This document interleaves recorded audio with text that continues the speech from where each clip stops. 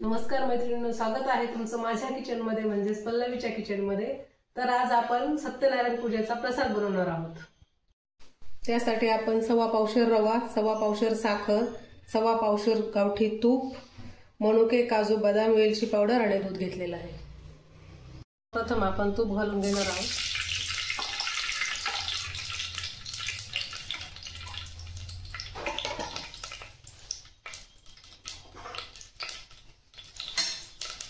आता आपण रवा घालून घेणार आहोत।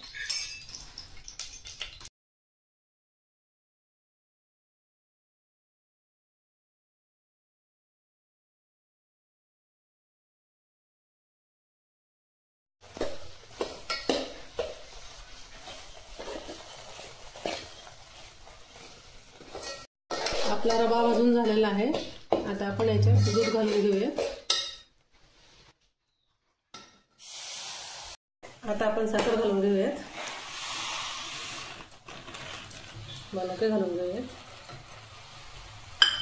काजू, बदाम आणि वेलची पावडर व्यवस्थित मिक्स करून घेऊयात। तयार आहे आपला झटपट आणि स्वादिष्ट सत्यनारायण पूजेचा प्रसाद।